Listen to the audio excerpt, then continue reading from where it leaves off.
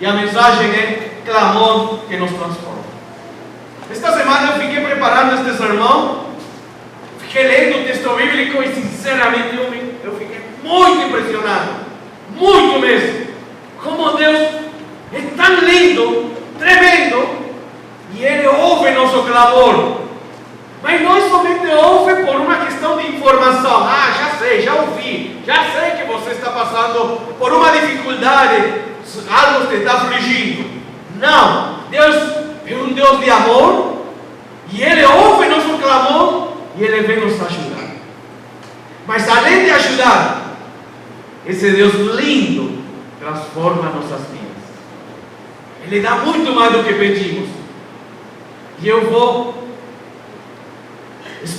espero que vocês sejam tremendamente edificados com a mesma palavra que Deus me falou esta semana.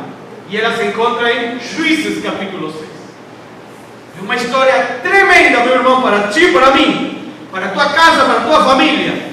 E no poder do nome de Jesus, Deus quer que você e eu venhamos ouvir esta palavra. Esta palavra tem poder. Esta palavra tem poder do alto, do céu, para você, para mim, para a sua casa, para todos nós. Juízes capítulo 6, uma história tremenda, em um momento que acontece com o povo de Israel, e que também pode acontecer com cada um de nós. Diz assim a palavra do Senhor, Juízes capítulo 6, versículo 1 ao 6. Os israelitas fizeram o que era mau aos olhos do Senhor. Por isso o Senhor os entregou nas mãos dos midianitas durante 7 anos. Os midianitas eram tão cruéis que os israelitas fizeram para si esconderijos nas montanhas, nas cavernas e nas fortalezas. Sempre que os israelitas faziam um plantio, saqueadores de Midian, de Amaleque e de outros povos do leste atacavam Israel, acampavam na terra e destruíam as plantações até Gaza, levavam ovelhas, bois e jumentos e não deixavam coisa alguma para Israel comer. Esses bandos inimigos que vinham com seus rebanhos e tendas eram como uma praga de gafanhotos. Chegavam em camelos tão numerosos que era impossível contá-los, e só partiam quando a terra estava devastada. Os midianitas reduziram Israel à mais absoluta pobreza, e o povo pediu socorro ao Senhor. Ao Senhor. Esta história começa com uma frase. Percebam o primeiro versículo, como dá início.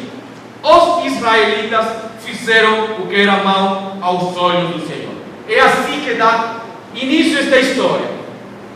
Interessante, se vocês lerem o livro de Juízes, vão encontrar por várias vezes esta frase, iniciando um capítulo, às vezes está pela metade do capítulo, nos dizendo o seguinte, que o povo, neste caso os israelitas, que é chamado o povo de Deus no Antigo Testamento, na época antiga, eles, ainda sendo o povo de Deus, povo escolhido de Deus, eles escolhiam fazer coisas que desagradavam a Deus. Isso que dá início. A história se apresenta assim. Olha, os israelitas, um povo escolhido de Deus, um povo o qual Deus ama muito, eles escolheram fazer o que era errado diante de Deus. Agora a pergunta é, o que é o errado? Em que consiste errado? Ou o que é o mal aos olhos do Senhor? Essa é a pergunta. O que é mal aos olhos do Senhor? Talvez eles fizeram algo errado, mas que coisa é específica nesta história que desagradou tanto a Deus?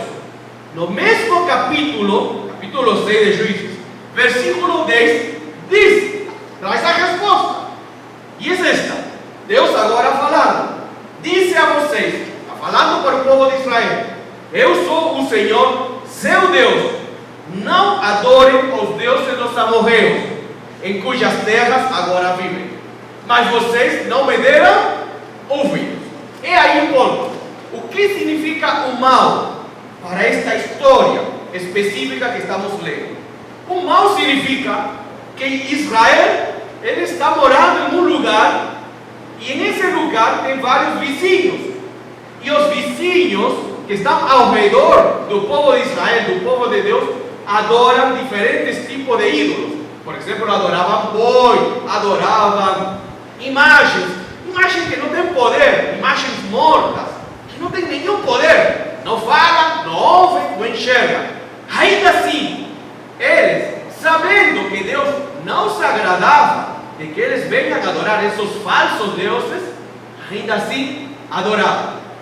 E o texto está dizendo o seguinte, perceba o que o texto diz, que esses falsos deuses que eles estavam adorando, a idolatria, se encontrava ao redor deles. Ou seja, essa é uma questão vital para a nossa história. Tratar de entender que, às vezes, estamos inseridos em um lugar, pode ser no trabalho, pode ser na faculdade, pode ser na casa, o vizinho, um amigo, qualquer lugar, na família. Qualquer pessoa ao nosso redor pode nos propor algo que desagrada ao Senhor.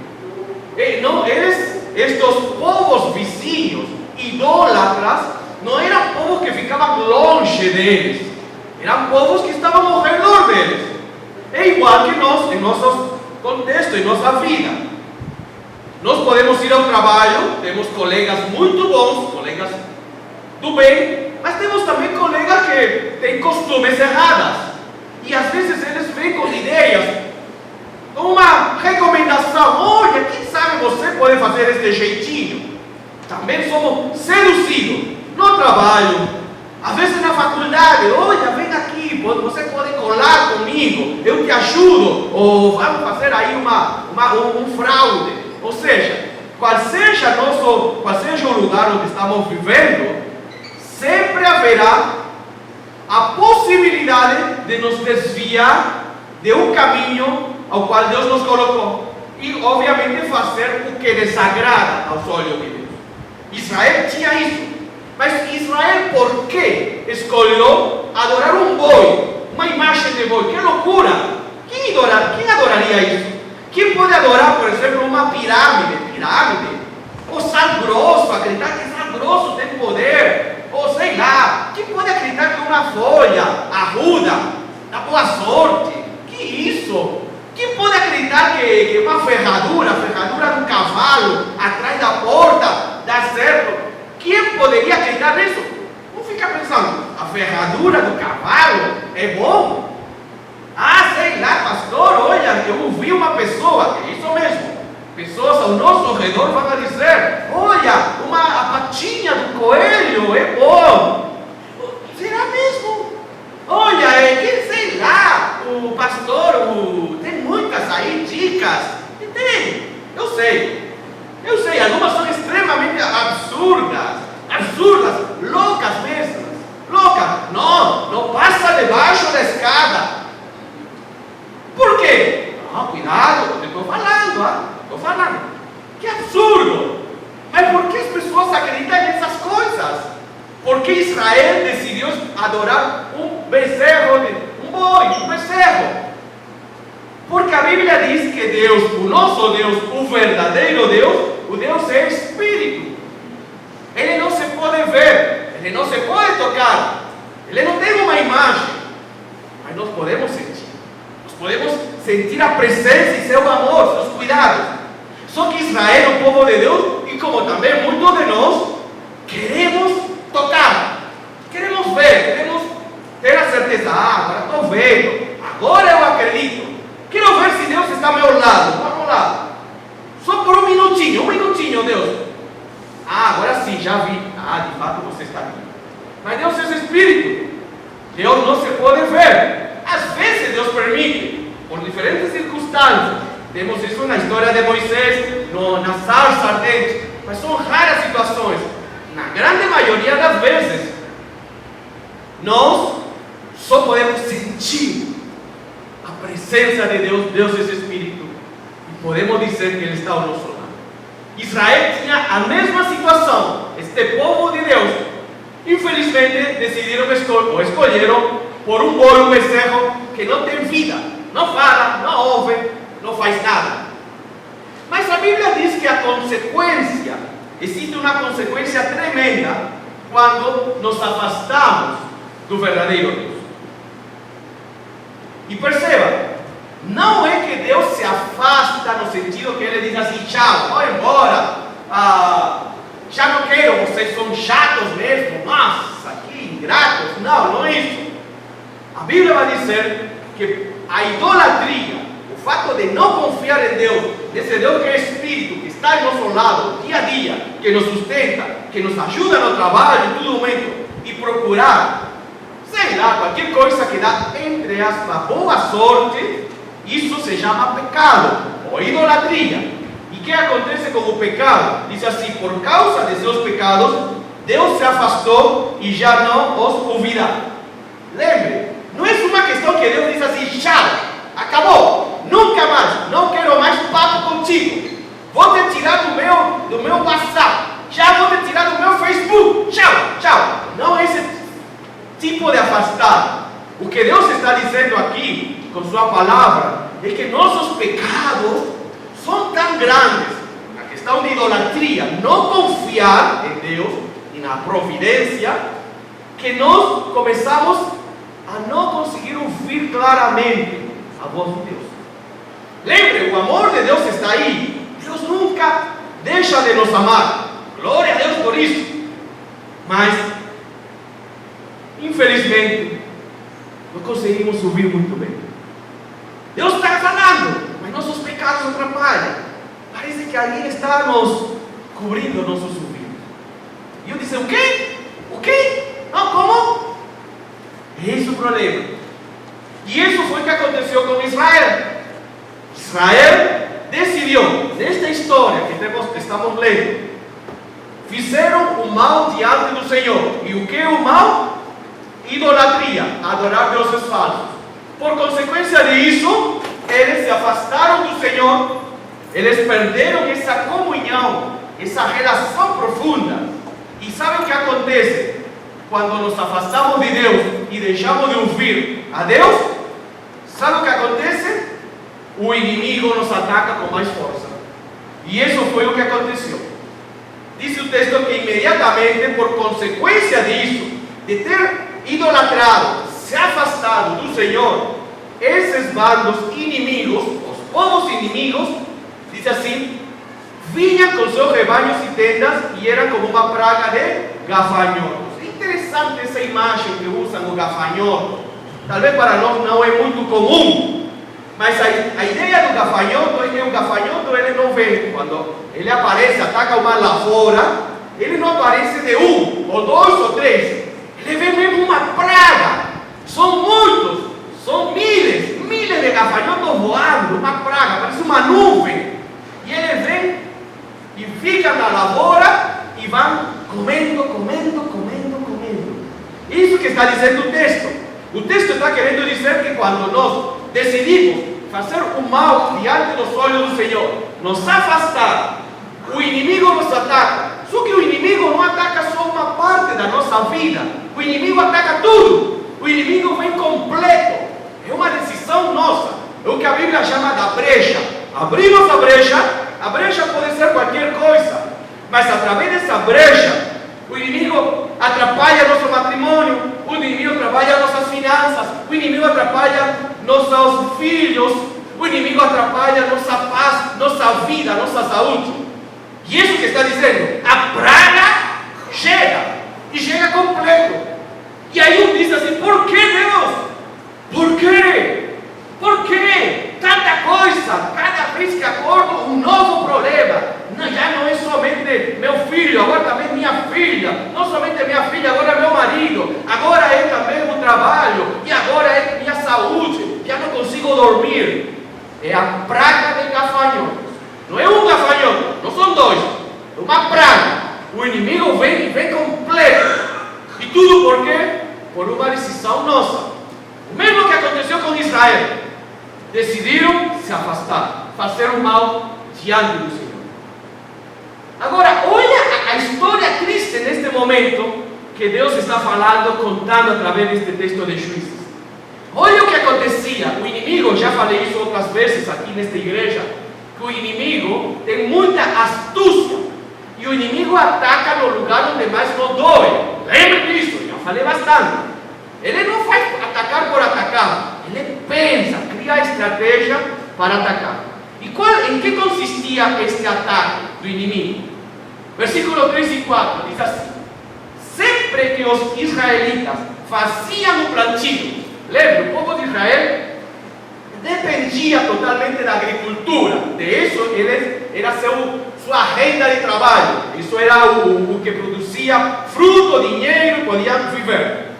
E olha o que acontecia com o inimigo, perceba como o inimigo nos ataca.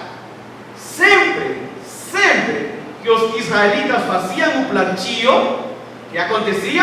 Saqueadores de Midian, de Amaleque e de outros povos do leste atacavam Israel, acampavam na terra e destruíam as plantações até Gaza. O texto fala que cada vez que Israel tinha plantado, trabalhado, aparecia o inimigo e destruía as plantações. Você já pensou isso? Vamos a tratar de visualizar isto melhor, para você entender a dimensão do ataque do inimigo. Presta atenção muito, porque você precisa entender que talvez o inimigo te está atacando assim. Não com a agricultura, mas o princípio é o mesmo. O agricultor, o que faz para ter seu plantio? Primeira questão, ele precisa preparar a terra. Preparar a terra não é fácil, meu irmão. E na época de Jesus, na época do Antigo Testamento de Juízes, não tinha trator, não tinha toda essa tecnologia atual, moderna. Tudo isso era um trabalho braçal, diante de um calor tremendo. Então o agricultor tinha que preparar a terra, dia após dia, tirar as pedras. A terra estava dura, tratar de dar aí os socos para que a terra venha abrir, quebrar e a terra venha se tornar fértil. Isso não é um trabalho de um dia nem de 2 dias. O agricultor passava semanas preparando sua terra. Depois de preparar sua terra, o que fazia o agricultor? Plantava. Lembre, não tem essas máquinas modernas que hoje fazem um trabalho bem rápido. Não, tudo era um por um. Vai lá colocando semente, vai na coluna do ego, as costas detonando. E era assim que trabalhava, um por um calor tremendo. Era assim que plantava. E diz o texto que depois que fazia o agricultor, estamos falando de várias semanas, colocava aguinha, e de repente a plantinha saía. Nossa, que lindo, já está saindo um pé de alface. Olha, já está saindo aí. Que lindo esse milho, está pequenininho, está saindo milho. E é aí onde o inimigo te atacava. E aí ele destruía. O inimigo era tão cruel, que esperava que trabalharas um monte. Trabalhavas, colocava esperança. E quando já estava saindo os primeiros frutos, aí aparecia e destruía o plantio. E a Bíblia vai dizer nessa história que foram 7 anos. Não foi só uma vez. Foram 7 anos. Imagina, você diz assim: vou começar um comércio, minha lojinha, vou vender aí minha lojinha, comércio. Aí faz um empréstimo no banco, aluga o salãozinho bonito, compra a mercadoria. Quando está tudo bonito, a mercadoria, tudo lindo, aparece um ladrão e te rouba tudo. Tu diz assim: justo agora me roubou. Tudo bom, eu tenho esperança. Faz um novo empréstimo, um novo juros, mas tenho esperança que vai dar certo. Monta a lojinha, compra a mercadoria, e o que acontece? Me roubam de novo. Já todas as vezes que me roubaram, só que as dívidas ficaram. São 2 empréstimos que fiz ao banco. Tudo bom, esta vez não vou no banco. Venderei meu carro. Aí meu carro custa 15 mil, mas como estou necessitado, vendi por 8, pela metade do preço. 8.000. Importante que tenho fé que vai virar meu negócio. E vou lá, vendo meu carro por um preço abaixo da tabela. Compro minha mercadoria, monto minha lojinha e me roubam de novo. 3 vezes me roubaram. Você como sentiria? O que falaria a Deus? Isso que está acontecendo com Israel. Finalmente você diz assim: não, agora é diferente. Agora é diferente. Tá bom. Nossa, não tenho mais carro. Os empréstimos também não quero. Juro, me estão comendo aí. Vou pedir um empréstimo. Não, vou pedir minha herança. Olha lá, minha família tem um terreninho que venda e a última parte da herança. Fui lá, peguei minha herança, meu terreninho, vendi por um preço também abaixo, comprei minha mercadoria. Só que esta vez vou trocar de salão. Vou para outra rua. Vou na outra rua, alugo um novo salão, cheio de mercadoria e sabe o que acontece? Pega fogo, incêndio. E acabou tudo. 4 vezes, 5 vezes, 6 vezes, 7 vezes. 7 anos aconteceu isso com Israel. Como você, meu irmão, se sentiria? Não foi uma vez que aconteceu esta história triste. Foram 2 vezes. O inimigo, e isso significa brecha. Brecha significa que o inimigo, quando vem praga. E a praga não é que vou te fazer um pouquinho de mal. Vem para te destruir, te tira tuas finanças, te tira tua paz, te tira todos os teus bens, te tira tua alegria, te tira a família, te tira os filhos, te tira marido, te tira tudo. Isso que significa a brecha que nós permitimos. Tudo começou quando Israel decidiu fazer o mal aos olhos do Senhor. Ainda que Deus tinha falado, não façam isso. Obviamente, depois de 7 anos, cada vez que plantava, cada vez que colocava e destruía o inimigo, sabe o que acontecia depois de 7 anos? O que aconteceu com Israel? Os midianitas reduziram Israel à mais absoluta pobreza. É isso que quer o inimigo. Não somente te destruir financeiramente, não é pobreza financeira, promessa de espírito, pobreza onde já não tenho mais saúde, já não tenho esperança, já não tenho alegria. Para que acordar?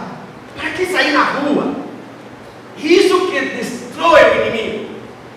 O inimigo não somente destrói teu bolso, tua carteira, destrói tudo. E isso significa absoluta pobreza. E isso, meu irmão, sabe como se chama? Ou eu poderia chamar? Se chama, ou eu chamo isso, o ciclo da derrota. O ciclo da derrota. É o ciclo da derrota. 1 ano, 2 anos, 3 anos, 4 anos, 5 anos, 6 anos, 7 anos. Nada dá certo. Nada dá certo. Mas sabe qual é a parte mais triste desta história? E aí quero que você e todos nós prestemos atenção. Sabe qual é o mais triste desta história? É que tudo isso está acontecendo com Israel, o povo de Deus, e isso está acontecendo na terra prometida. É aí onde está acontecendo. Agora, esta história poderia dizer: tudo isto de ruim, pastor, está acontecendo porque eles estão no Egito, estão na escravidão, está lá no Egito. Não, meu irmão, tudo isto de ruim está acontecendo com Israel na terra prometida. É irônico. Como pode ser? Como pode ser Israel? Deus te tirou do Egito, abriu o mar vermelho, te guiou pelo deserto, providenciou o maná, te trouxe a terra prometida, te ajudou para vencer Jericó, conquistou, finalmente chegou na terra prometida. Você permitiu a brecha para que o inimigo venha te destruir. E aí eu pergunto: será que está acontecendo igual conosco? Infelizmente acontece, meu irmão. Hoje cristãos que deveriam estar colhendo bênção estão sendo derrotados pelo inimigo.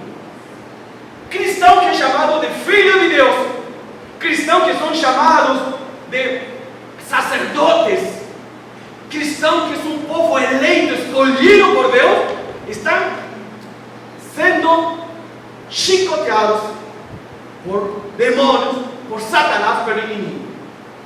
Cristãos que já deveriam estar colhendo bênçãos, cristãos que deveriam estar crescendo, cristãos que deveriam estar produzindo frutos sadios, estão permitindo frutos podres, frutos ruins.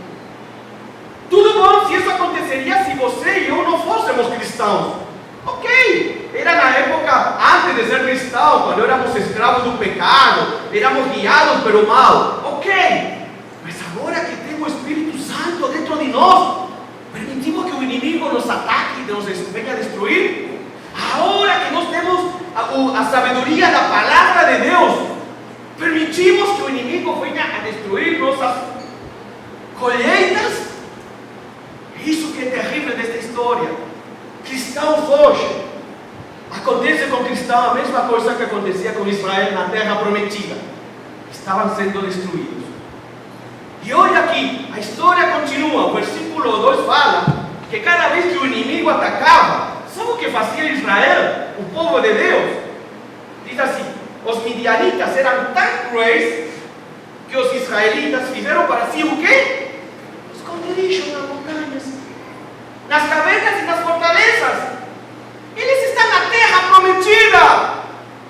Deus os trouxe a esse lugar, e cada vez que aparece o inimigo, eles vão lá nas montanhas, fazem sua caverna, um esconderijo. A Bíblia está dizendo que os inimigos, os israelitas, ficavam escondidos, vendo o inimigo destruir sua lavoura. E ele não falava, não fazia nada. Não, fica aqui. Deixa lá destruir tudo. E terrível. O povo de Deus escondido nas montanhas, lá, em cavernas, permitindo que o inimigo destrua as suas lavouras. E isso aconteceu todas as vezes, por 7 anos. Agora, será que isso não acontece hoje? Hoje, meu irmão, minha irmã, hoje eu percebo cristãos ficam de braços cruzados vendo o inimigo destruir seus matrimônios. Está destruindo o inimigo. O Satanás roubou meu marido, Satanás roubou minha esposa. Meu irmão, o que está fazendo? Minha irmã, o que está fazendo? Nada, pastor, estou aqui escondido. Eu vejo hoje cristãos ficam de braços cruzados e deixam que o inimigo destrua a sua família. Ai, pastor, você tem que entender, não é assim tão fácil. Vejo hoje cristãos de braços cruzados permitindo que Satanás leve seus filhos. Ai, pastor, meu filho, ele não me ouve, ele é assim. Ai, eu já falei, eu já não falo mais. Eu já deixei ele fazer o que quer. Ele não está fazendo o que quer, ele está fazendo o que Satanás está falando. Isso que eu vejo. Cristão de braços cruzados. Cristão de braços cruzados que permite que o inimigo controle suas finanças, destrua. Quebrei de novo. Mais uma. Já estou no 5º, 4º cartão de crédito. Por quê? Porque os outros 3 não consegui pagar. Meu irmão, minha irmã, o que aconteceu? O que aconteceu? A Bíblia diz que Deus nos dá discernimento. Deus nos dá capacidade, sabedoria. Deus diz que nós temos autoridade para vencer as portas do inferno. Lembra? As portas do inferno não prevalecerão contra a igreja de Cristo. Então por que ficamos de braços cruzados? Olhando para o inimigo e falando: oi, está bom, mexe aí com o meu matrimônio, mexe com minha família, mexe com minha finança, mas não mexe tanto comigo, tá bom? Isso que eu percebo. Porque temos feito escolhas como Israel, escolha de nos afastar do caminho da verdade. Agora, a Bíblia é muito rica em detalhes. E tem um texto bíblico que talvez você lembre, talvez não sabe a referência com exatidão. Mas o texto está em capítulo 28 de Deuteronômio. Isso é um texto muito conhecido, que fala das bênçãos e maldição.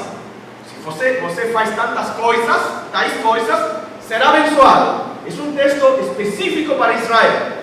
Mas se você faz o contrário, será amaldiçoado. Óbvio, a consequência dos atos. Mas tem uma coisa muito interessante nesse capítulo 28, o versículo 13. E este texto está muito relacionado com o que está acontecendo com Israel en este texto de Juicios que hemos leído.